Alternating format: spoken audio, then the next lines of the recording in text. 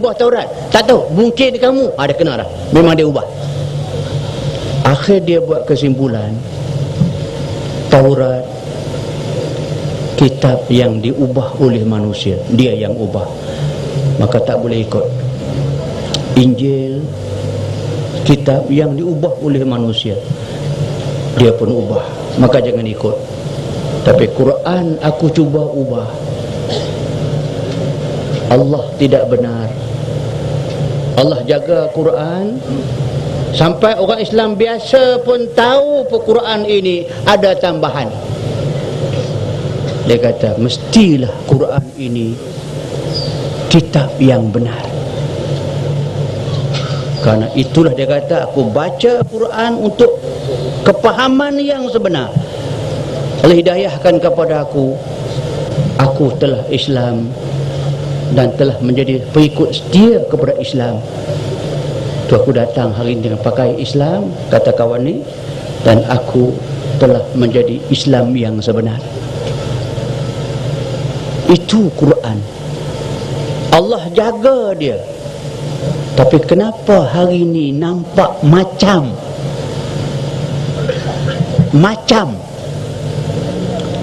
Allah tak jaga tentang kehormatan Quran sampai orang boleh koyak, orang boleh pijak Quran.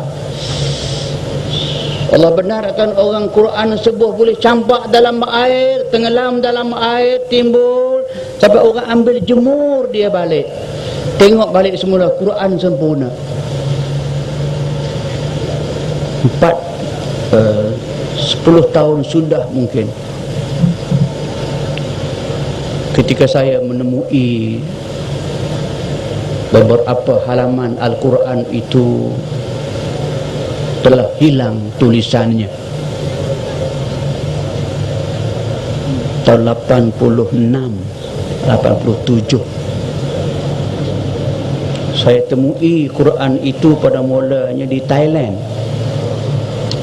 Ada Quran di masjid, sebuah masjid di Thailand di kawasan Chana. Saya pergi ke sana, orang cerita kata Quran itu hilang tulisan. Saya pergi tengok Quran itu Quran yang telah buruk. Tanya imam masjid, tanya Bilal, kata Quran ini memang kita gunakan untuk membaca tiap-tiap Ramadan, tiap-tiap hari Jumaat. Dah berapa lama dah Quran pun kulit yang pun dah nak habis dah.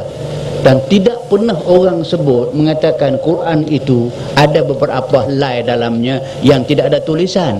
Melainkan pagi Jumaat itu orang boleh jumpa. Saya pergi tengok ada sungguh yang hilang. Dah saya balik ke Malaysia, saya buat pengumuman akhbar tentang penemuan ada Quran ini yang telah hilang cetakan dia. Tiba-tiba timbul cerita di Malaysia ini banyak yang menemui saya, yang saya kumpul, saya simpan sampai hari ini. Quran-Quran yang telah didapati bahawa ayat-ayatnya hilang. Saya buat penyiasatan. Di Perak ini ada di pantai Remeh, pantai Rengas ke pantai Remeh? Pantai Remeh ada seorang jumpa dengan saya. Dia kata, Ustaz, Quran ini sahlah saya baca waktu mak saya sedang sakit tenat, bulan sudah. Mak sakit tenat, kami baca Yasin. Quran inilah yang kami baca Yasin. Mak meninggal 2 minggu sudah. Mak kami ke bumi, Quran pun kami simpan atas almari macam biasa. Bila orang cerita pasal Quran hilang dan sebagainya, surat khabar sebut, dia teringat nak baca Quran Yasin tu. Yang boleh pun Yasin tu je.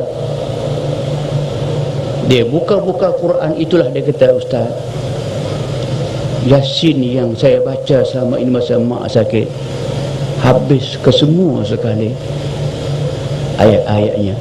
Dia bawa Quran kepada saya. Saya tekan dia, betulkah Quran kot? Tak mungkin kau kalau yang ambil. Kata Ustaz, sana saya bersumpah kah? Kami baca berapa lama dia ada, sekarang selai pun tidak ada. Yasin sahaja hilang. Maka timbul cerita Quran hilang, Quran hilang. Dalam kelam kabut itulah datang timbul kesedaran orang kenapa Quran ini hilang. Ada hadis yang mengingatkan kita, Quran ini akan pulang semula kepada Allah Subhanahu wa taala, macam datang dulu datang keluar balik. Quran hilang tulisan, orang yang hafal akan hilang hafalan. Sayarji'ul Qur'anu min haitsu nazal. Lahu dawiyun haulal arsy kadawiyin nakhli. Taqila ma antum qalu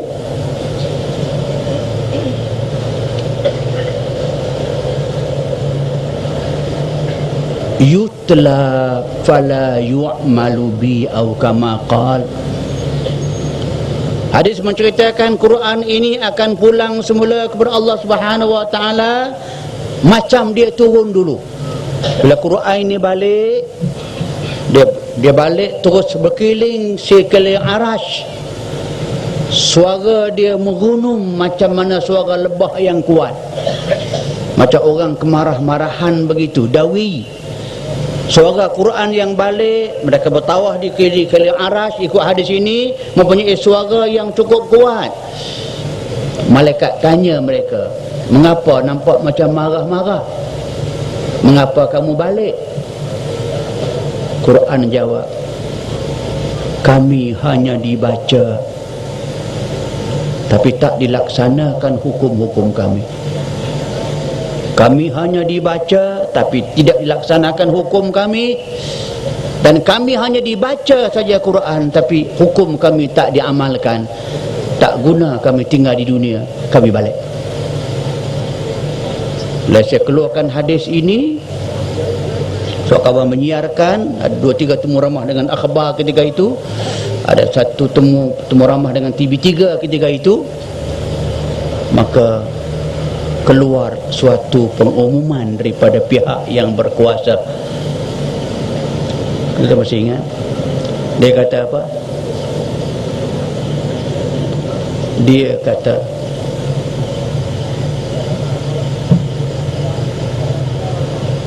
cerita tentang kehilangan ayat Quran ini adalah karut marut. Jangan percaya kalau ada berlaku 1-2 itu kerana salah cetak. Dia panggil seorang pencetak daripada Penang, keluar akhbar dan keluar dalam TV, kata saya mengaku memang ada Quran yang saya cetak tapi tersalah cetak. Ada muka yang tak tertulis ayat Quran, kami cetak juga. Maka minta orang semua jangan percaya dan tutup cerita tentang Quran hilang. Semudah itu kita buat kesimpulan. Kita lupa kepada ayatillah. Kita lupa kepada ini ayat Allah. Quran ini sempurna. Kalau hilang tulisan dia, mengapa dia hilang? Kalau salah cetak, mengapa salah cetak? Buku gila-gila, komik gila-gila tak salah cetak pun. Surat khabar tak salah cetak. URTB pun tak salah cetak. Majalah ke semua tak salah cetak. Quran salah cetak. Kalau sungguh salah cetak pun, mengapa berlaku atas Quran? Apa pengajaran dia? Saya buktikan.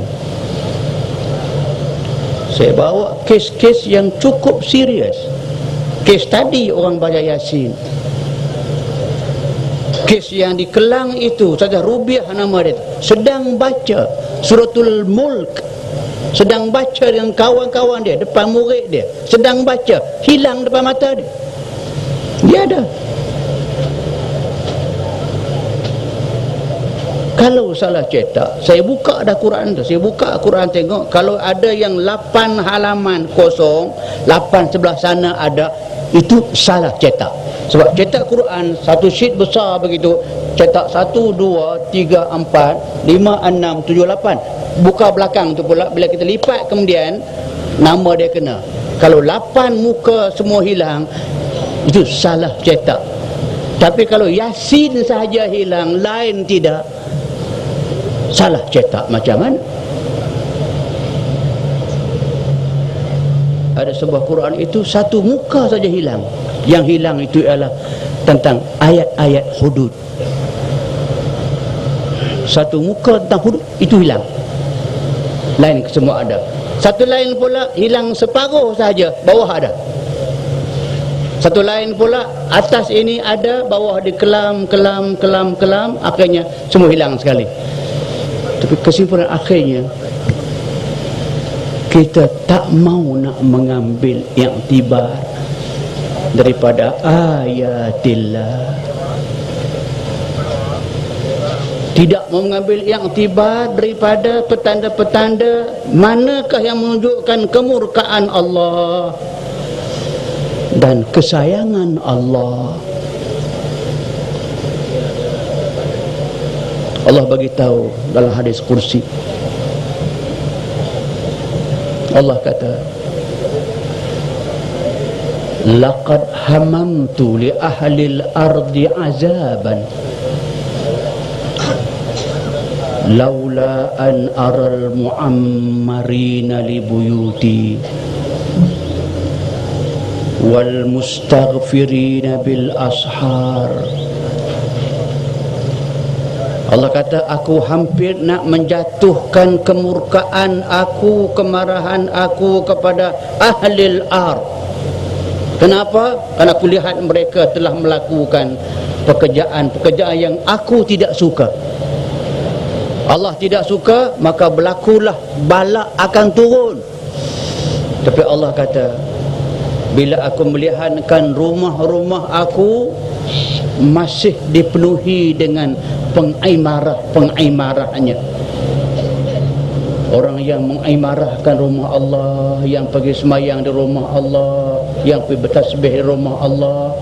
Bila aku nampak ini, kata Allah, kemurkaan aku redakan dan aku tak jadi turun bala.